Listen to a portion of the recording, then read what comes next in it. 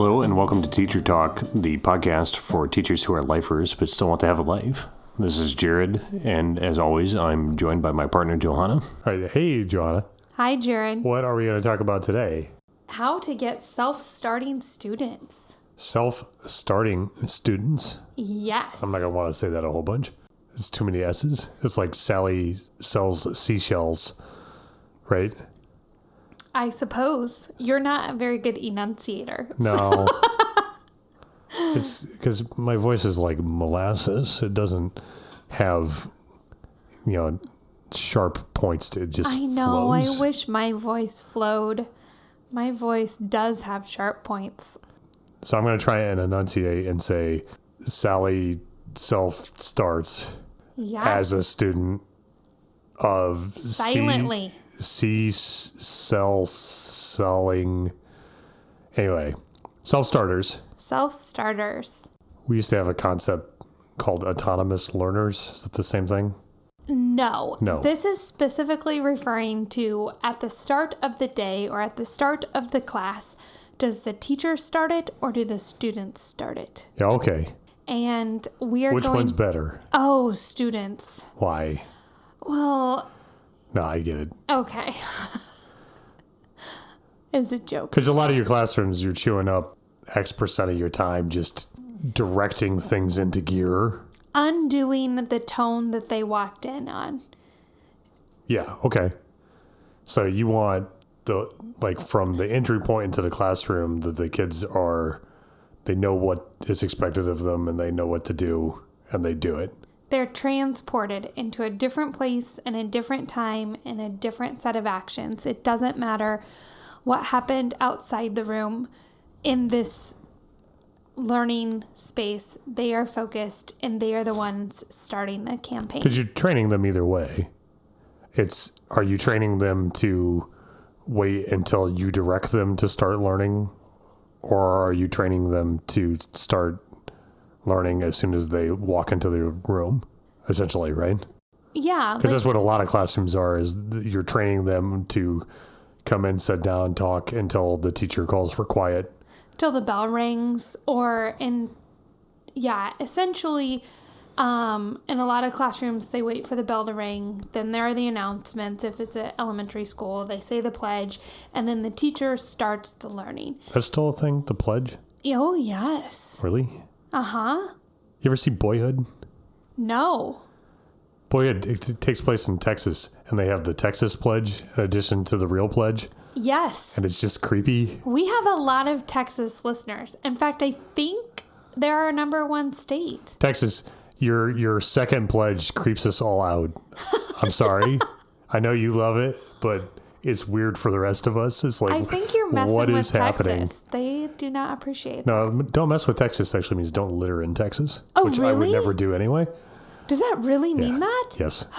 It was a anti-littering slogan. It does not mean don't. I don't think that they think it means that anymore. No, real Texans know. Oh, they do? Yeah. The rest of us don't. Yeah, it does not mean don't get in Texas's face or try and push Texas around. I thought that's what it meant. It means don't litter in Texas. I won't litter in Texas. I definitely will not. I wouldn't. I also wouldn't litter anywhere. No. We're not littering people. Right. Which is why we need to get rid of... California might have more listeners. I don't know. Well, there's a lot of people in both of those places. There are. Our top 4 states are California, Texas, Florida, and I see a trend. Virginia. All 4 very populous. Okay. But there's some decently large, like Pennsylvania, Ohio, New York, which are... I don't know the top 10. I just happen to know the top 4. And so... Anyway, don't litter in Texas. Don't litter in Texas. Your pledge thing is weird, but you do you. It's fine. All I'm saying is it creeps the rest of us out. Where were you going with this, Jared? You were talking about starting the classroom. Yeah. Yeah. The students need to start the classroom. But for most people, like the default standard, or not for most, but like your sort of instinct is, well, I should train them to do what they're told. Well, but that's a lot of work telling them what to do all the time. Yeah. So you're suggesting improving on that by... Having them self-start. Right. Okay. So how do you do that? Okay. Well, first off, the main purpose of this is, I mentioned this before, but this is the key element, is that they need to feel like they have stepped into another country, like another place. Like nothing about it feels the same as the hallway. So you're creating a different expectation and experience at the literal threshold of the door. A different culture. Because it's like when you go somewhere and you realize that how you're acting is different from everyone else, you become super sensitive to like figuring out how they're acting and then acting like that too. That's what you want in your classroom. Because it will solve tons of behavior issues. Kids do not, human instinct, you do not want to be different than everyone else or be judged by being different from everyone else. And so you're creating that culture instantaneously. So how do you do that? Okay. Well, first step is you need to have something that causes a curiosity in the students to want to enter in the first place. Such as? Like, what do I do? Music? No, you're going to control the music too. But yeah, you could make the curiosity like identifying what country this music is from. Or having up, I tend to use visuals. Having up a visual that is different every single day, and then the students having an objective for that visual. Or an actual task to complete. I tend to like to focus more on puzzle-based tasks. That just gets the mind very curious. Like it's a puzzle that they want to solve. It's a mystery to unravel. Like a little visual logic puzzle, like brain teasers. Well, let's save the details for as we dive deeper into the conversation. Fine. Okay, or not. We can go in. Well, it's because I think it's hard to see the full picture if you don't know the overall first. Yeah, but I want a picture first. You want a picture. It could be just a math problem in a math class, right? Math Except problems that's not fun. It's not curiosity enough. Like, it would be more curiosity to have like a geometry problem that was visually based, or like just a logic problem in a math room. In a science room, it could be like, I'd go pretty large and in charge, like dissecting a heart or like images of weird stuff from science. Or if I just say, what is this animal? Put a weird animal up and have them try and figure out what it is. Yeah, or even Which better, really connect it to the learning. But yeah, anything. I've used in a class that was kind of like rambunctious and crazy.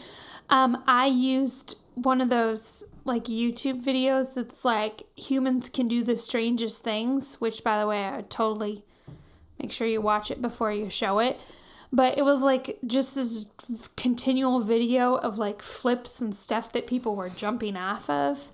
I mean, if you were discussing gravity, that would be a great hook and curiosity getter to have kids come in watching a video of different ways things fall, right? Yep. Like, I tend to use art or places or buildings that are weird and interesting.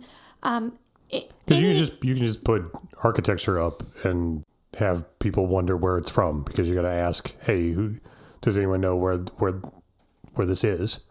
1500s, 1600s prints of like science are super creepy. Anything, like if you're going to be reading a book showing art from that time or that place or images from that place, anything that causes kids to wonder, like, where is this or what is this about? Right. Yeah.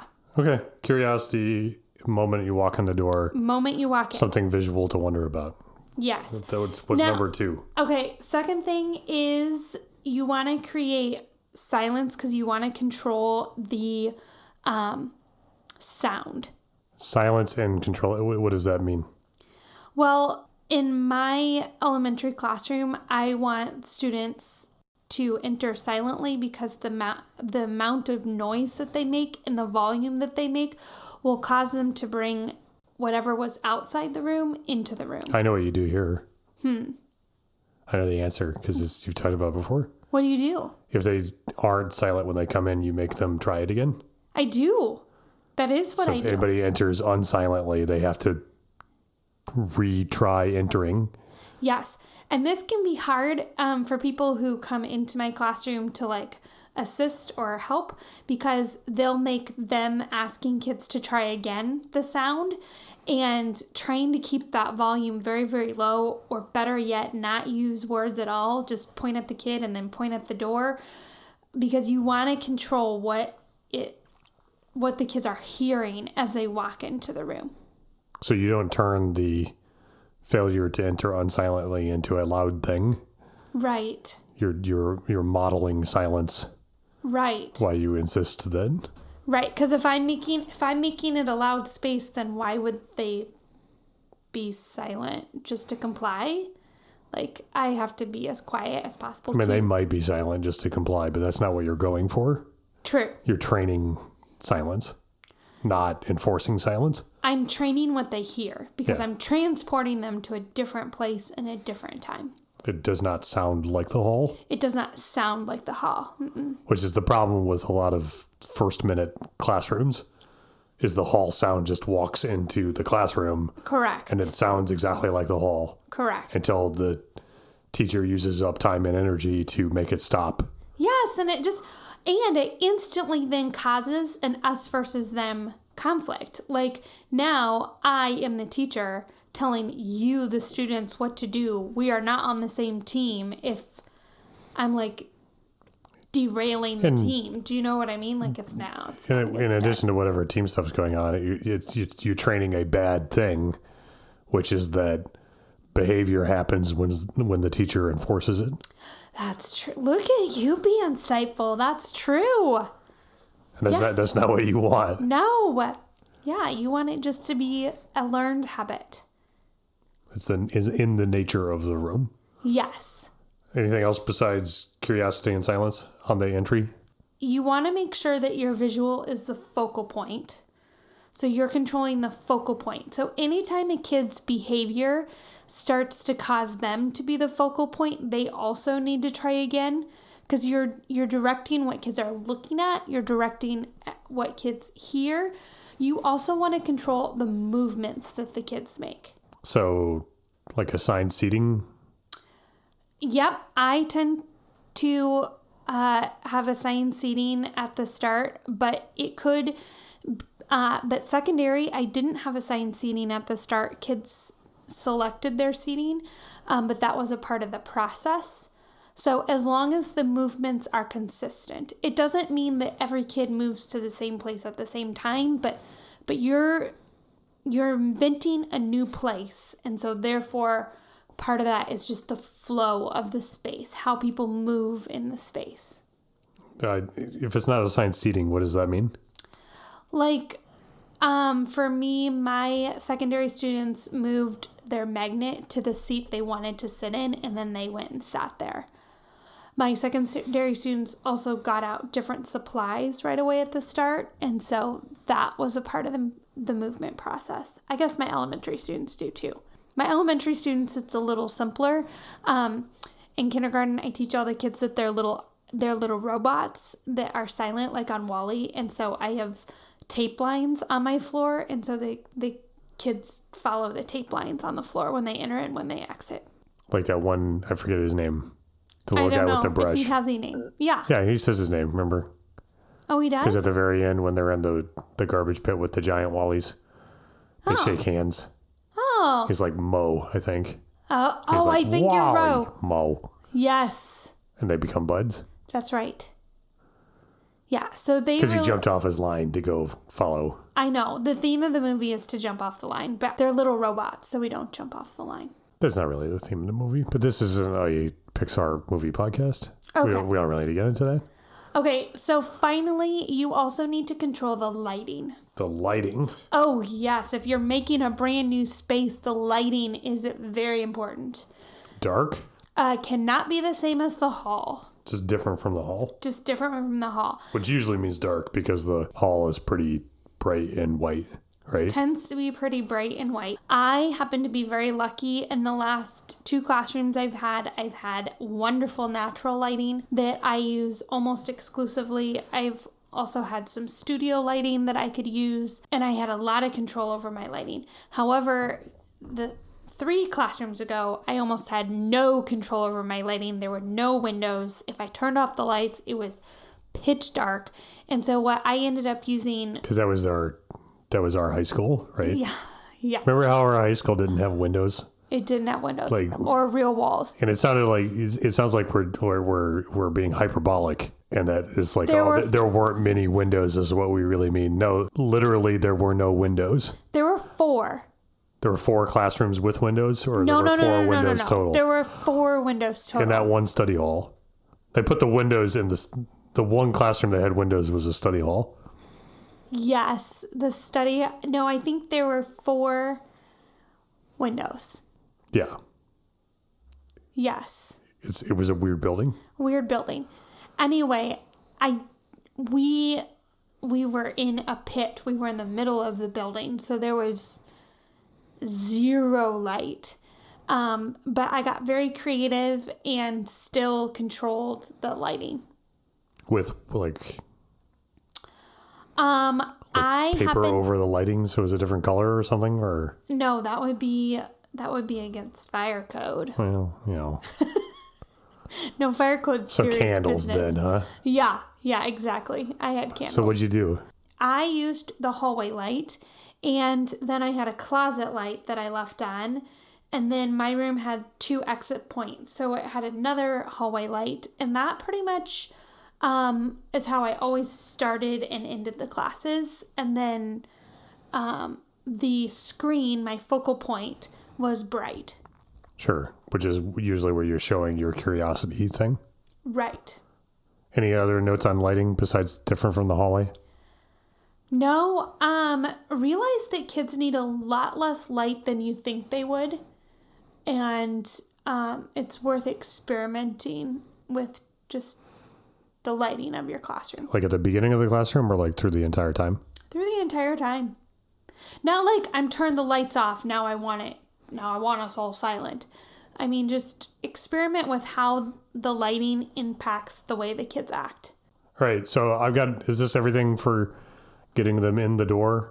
Yes. And then everything else just happens automatically, or do you need to plan something? No. Okay. Once you got them in the door? So now you're going to build a habit in the kids. So now that you have the lighting controlled and the sound controlled, and there's a focal point for what they look at, which if a kid ever tried to be the focal point, they would need to start again.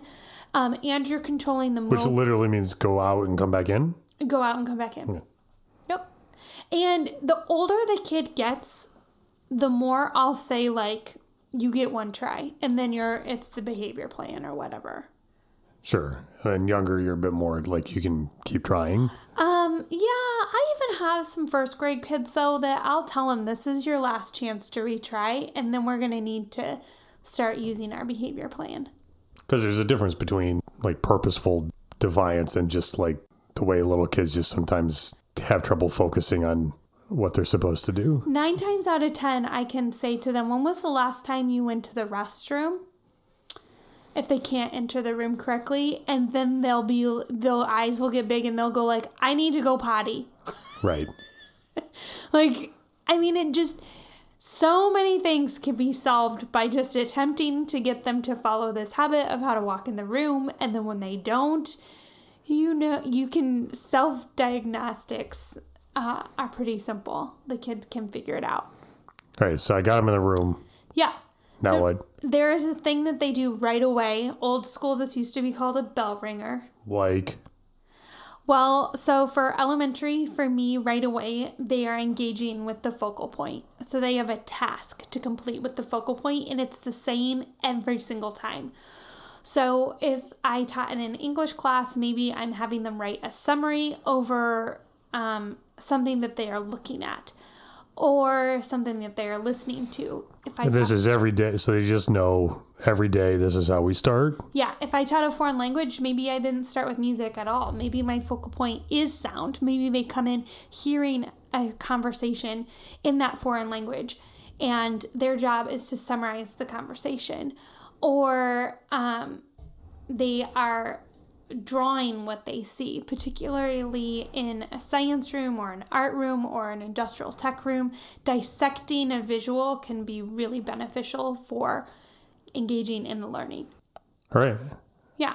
Okay. So the kids then won't even, I will say at the secondary level, I had kids, mine was more like right away they came in and they went into our Google Classroom and started that way. And the Google Classroom would tell them what to do. Right. So it could be a different set of directions every time. It could tell them to get their stuff out and start working. It could tell them that they need to watch this video first. It could tell them that they needed to talk to a peer and do blah, blah, blah. In any event, they know exactly what they're supposed to do as soon as they sit down. Yes. They don't need to sit and wait for you to tell them what to do. And as soon as a kid doesn't do that, as soon as a kid walks in and goes and starts talking to a friend, I am causing them to come back out of the classroom. And then at the secondary level, if they had me for a while, I would be like, so what's the expectation when we enter the class?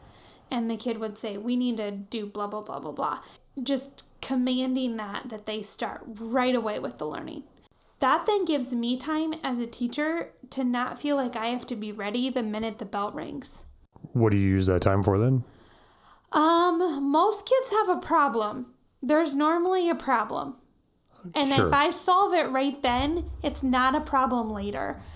And because kids are coming in one at a time and because I'm standing by the door, it's very easy to spot the problems. Like you're so used to looking at the kids' face, even if you have hundreds of them. Something bad happened in the hall between class or someone got I've dumped. spotted the flu. I've spotted, phone drama. I've spotted, most of the times you can spot it. Like when they walk in that something isn't right. They're refusing to make eye contact. It's just, I don't know, you sense it. And then you pull them aside and I don't have to feel like I have to start the class first. The class is already going. And this pays off because dealing with that one-off thing makes the whole rest of the class better. Yes. Yeah, and you can see when they have orneriness in their eyes when they walk in. Like, if they have to wait a couple of minutes before they come in, like, it's not harming the rest of the class. Orneriness in their eyes should be a title of the podcast, maybe. Ornery is a good word. Yeah. Is it a horse word? I don't know. I know it mostly in the context of horses. Oh, really? Yeah, it's just like that ornery is, or at least originally, I think, a word to describe the temperament of horses. It's a way I also deal with cell phones. If I have a particular class or particular students who aren't supposed to have their cell phone in the classroom, when they're walking in, I don't say like, do you have your phone? Because that's a yes or no question. I instead say, where is your phone? And for kids to put together a whole sentence, like they'll be like, in my locker. And I'll say, what? My phone's in my locker. And then if they have their phone out later in class, you're not calling the parent because the kids snuck the phone in. You're calling the parent because they lied about it? We have a really big problem. Yes. Yeah. So parents handle that conversation. We should do a podcast on phones, maybe several. But first we should end this podcast, I think. Okay. So, but then when you are ready to start the class, like I do teaching right away. That's the trick. You already started. That's my secret, Captain. I already started the class. Yeah. Well, I mean, there's probably whole group instruction, core instruction, they might call it. And I'll go into the core instruction and I might, when I'm ready, I might tell kids, I'm going to start the core instruction in 1 minute and then I'll set the timer for 1 minute. And if they were doing a task, Like, I would either have them submit it to me on a Google form so that I can see that they are doing it, engaging it, but it takes me like 30 seconds to do. So I might say, like, you have another minute to finish up and hit submit on your Google form. And then I like to put things on the big screen. So I'll take the Google form and just put it on the big screen, and then we can see, like, oh, da-da-da, you didn't submit, or blah, blah, blah, you submitted one word. Let's try again. Why don't you do another submit? So I don't have to worry about grading it because it just kind of happens. It just kind of happens. But then obviously I do, like, I'll randomly collect data on those and give it back to the kids so they never know when a data collection is occurring. Right. So you're both extracting information out of it and you're giving them natural consequences without having to have a grade. Yeah. Yeah. And it's just, there's no problem with putting it on the big screen because it's not a real, like, assessment. It's like, there's not even really necessarily a right or wrong answer. It's just whether you applied yourself to the activity. Right. And it's super fast. If you have the ability to do a Google form, it is super, super fast. Otherwise, there's all sorts of, like, I used to use cards that had QR codes, and I would have the kids hold up the QR code in different directions to mean different things, and I'd scan the room. Or, like, at the elementary level, I just have the kids take all their books and turn it to me because they're on the mat. And so they're very close to me. And so I will have them, and I'll say, turn your work and show it to me. And they keep it in their lap. And I just try and make eye contact with every kid. And as long as they see that someone is looking at it, even if the look is literally for 1 second, they'll take that learning time seriously. That's enough to engage. Yeah. All right. That sounds good. Okay. We should recap. Recap us. Self-start. Self-start. So I don't really like that title. Okay. But I like the idea a lot, which is you're going to train them either way. Yeah. You're either going to train them to just walk into your room and wait for you to engage the class. Yes. Or you're going to train them to engage themselves in the class as soon as they walk in the room. Yes. Which one's better? Obviously, the second one. Correct. So you want to do that. And the way you're going to do that is create a different culture at the threshold of the room. Yes. So, and largely, this means making it different from the hallway. The culture of the hallway is one thing. That's definitely not what you want in your classroom. You want a different culture from the hallway. Correct. And you're going to give them something to be curious about. There's a group, or like an individual activity that's going to be group assessed, essentially, of something, music, words, picture, puzzle. It's got to cause curiosity. That's going to make them curious. And they know that as soon as they walk in, they're going to look at it and they're going to do something with it and maybe submit that on a Google form or on a card or something. Yeah, and what I do, I should say this trick. So let's say you have many preps. If you're a grade teacher, you could do a curiosity per day, and then at least it's horrible, but once they're done, you just reuse them year after year, right? But if you teach multiple preps, you don't want to have to be switching out your curiosity for every single class. So instead, I have 6 preps. I make my curiosity the same for all my preps, and I rotate my curiosities every 3 years. So that way, if by chance I have a kid that at the secondary level, this didn't happen to me, but if you taught in high school, theoretically a kid freshman year could see the same curiosities as senior year. Their senior year.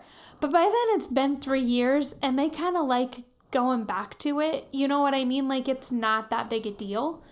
So that's what I recommend, is to keep it easy for yourself. Don't try to change out curiosity by class unless it's easy for you to do that.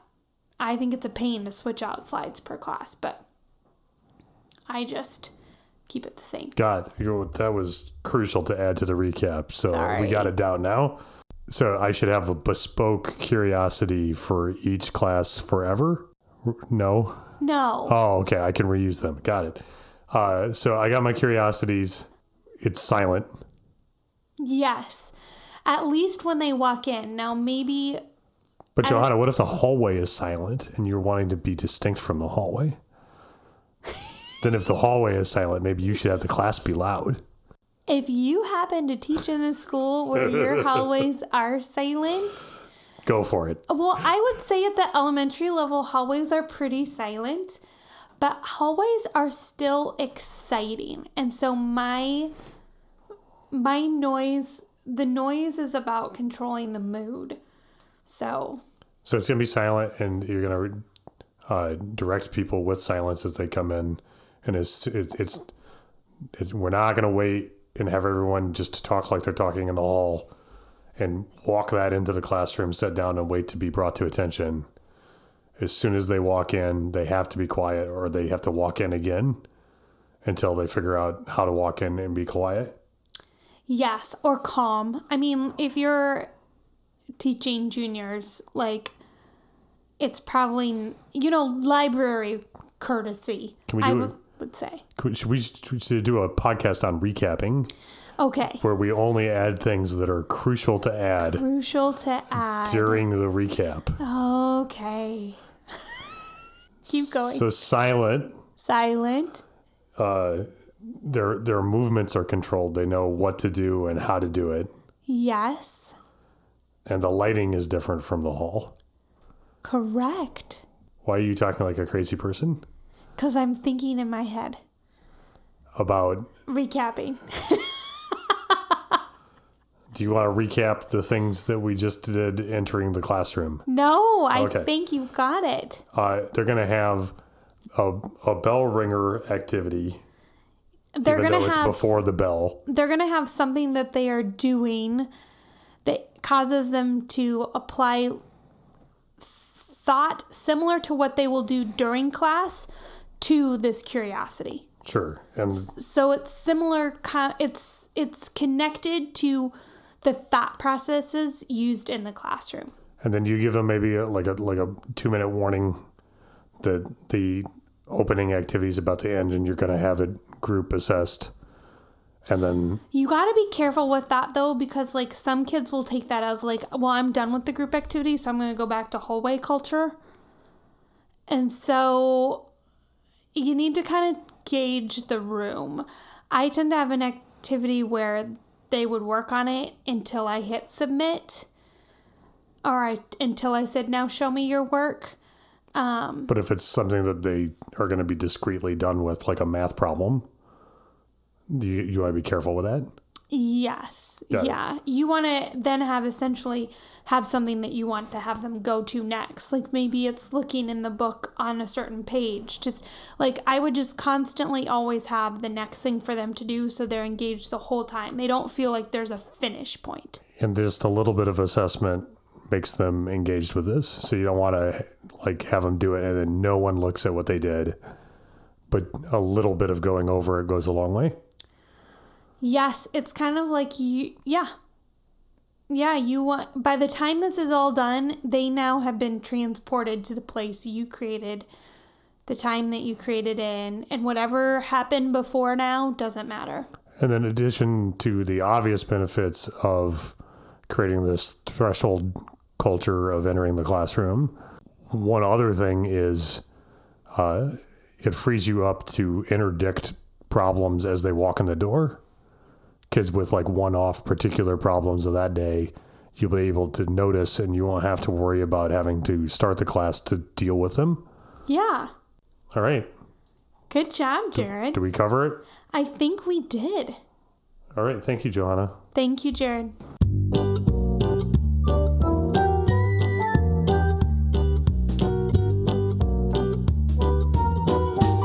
Johanna, do you get questions from listeners ever? Yes, we do. How do those listeners send you questions? They send us an email. Where does that email go? teachertalk4teachers@gmail.com. But wait, what kind of 4? How do I do 4? All of the 4s. They can do a number 4. They can write the word FOR, or they can do FOUR, even though that one doesn't quite make sense. Well, perfect. teachertalk4teachers@gmail.com. Yes. Thank you, Johanna. Thank you, Jared.